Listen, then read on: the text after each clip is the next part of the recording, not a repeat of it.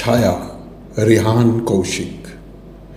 যতই চিতার কাঠ আগুনের তর্জনী তুলুক, তবু কিছু নিরিবিলি ভালোবাসা থাকে, থেকে যায়।